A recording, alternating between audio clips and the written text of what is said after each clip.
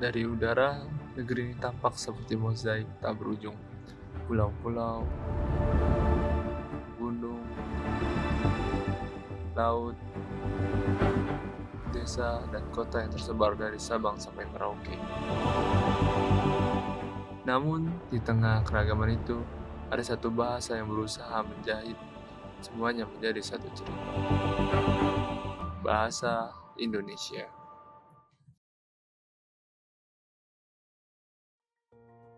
Kita perlu mundur lebih dari 1.300 tahun ke belakang. Perjalanannya tidak mulai dari gedung-gedung tinggi, tapi dari sebuah kerajaan maritim di Sumatera Selatan dan sebuah batu kecil di pinggir sungai. Palembang ditemukan sebuah prasasti yang kini dikenal sebagai Prasasti Kedukan Bukit. Teksnya memakai bahasa Melayu kuno dan mencatat perjalanan suci yang berkaitan dengan awal kejayaan Sriwijaya.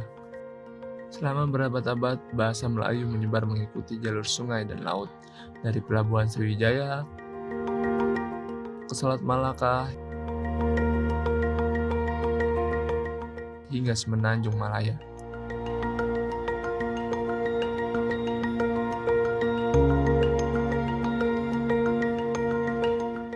Bahasa Melayu sudah lama menjadi bahasa bersama di Nusantara. Dipakai di sekolah, surat kabar, hingga pemerintahan Hindia Belanda. Sederhana, netral, bagi banyak suku, dan mudah diterima. Karena itu, ragam Melayu Riau dipilih dan dibakukan sebagai bahasa nasional dengan nama baru, Bahasa Indonesia.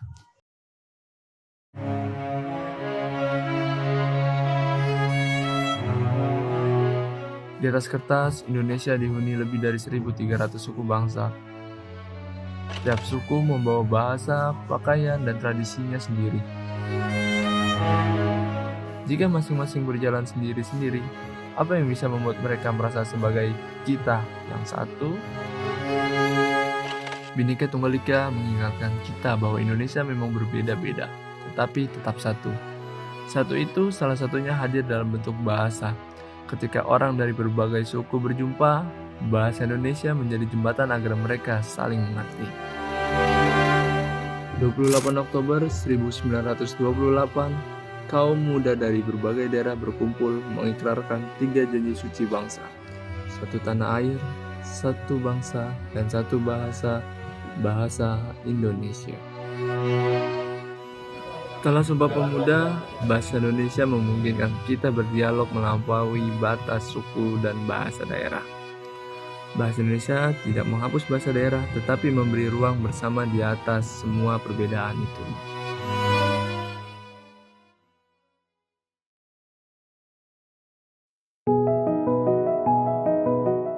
Bahasa Indonesia yang dulu hanya diikrarkan para pemuda, kemudian naik derajat ketika negara ini lahir. Bahasa ini bukan lagi sekedar bahasa perjuangan, tetapi juga bahasa resmi yang diikat oleh hukum.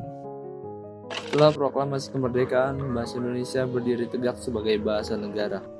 Kedudukannya tercantum jelas dalam Undang-Undang Dasar 1945 Pasal 36. Ya, selamat pagi. Selamat pagi, teman-teman.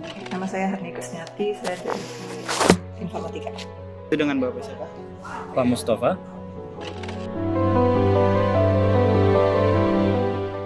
Apa sih fungsi bahasa Indonesia untuk kegiatan sehari-hari? Oke, bahasa Indonesia itu memiliki banyak fungsi strategis. Pertama, sebagai alat komunikasi antar wilayah dan antar suku. Yang kedua, sebagai bahasa pendidikan yang mentransfer pengetahuan dari generasi ke generasi. Ketiga, sebagai bahasa ilmu pengetahuan yang kini terus berkembang untuk menyerap dan membentuk istilah baru. Yang keempat, sebagai media budaya dan sastra, dan yang tidak penting kalahnya, itu sebagai bahasa resmi dalam administrasi negara. Undang-Undang Nomor 24 Tahun 2009 tentang Bendera Bahasa dan Lambang Negara serta Lagu Kebangsaan ditegaskan bahwa bahasa Indonesia merupakan sarana pemersatu, identitas, dan wujud eksistensi bangsa yang menjadi simbol kedaulatan dan kehormatan negara. Pemerintah membentuk Badan Pengembangan dan Pembinaan Bahasa untuk merancang kebijakan, menyusun kamus, dan memperbarui kaidah bahasa. Fungsinya tentu saja sebagai pemersatu ya, sebagai pemersatu, sebagai alat komunikasi. Ya tentu saja yang pertama sebagai pemersatu dan juga sebagai alat komunikasi yang resmi ya, seperti itu.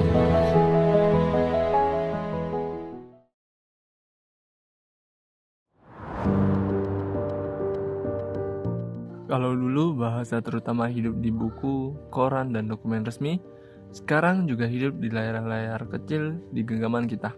Bahasa Indonesia bertemu dengan bahasa gaul, bahasa asing, dan budaya global setiap detik.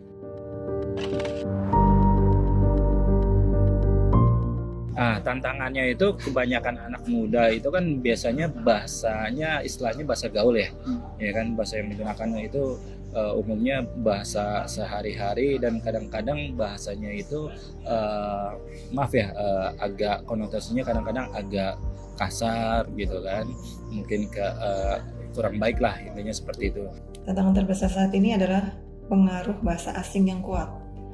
Jadi terutama pada media sosial teknologi, banyak masyarakat yang menggunakan bahasa campuran yang tidak mengikuti kaidah, itu tantangannya. Kemudian di sisi lain literasi bahasa formal itu masih lemah. Tantangannya itu bukan melarang perkembangan bahasa, tetapi menjaga agar bahasa Indonesia tetap menjadi struktur yang baku. Apabila kita berkomunikasi dengan orang lain, sebaiknya itu menggunakan bahasa Indonesia yang baik dan benar gitu, karena tidak semua orang mungkin nyaman dengan bahasa pergaulan yang biasa kita gunakan sehari-hari gitu.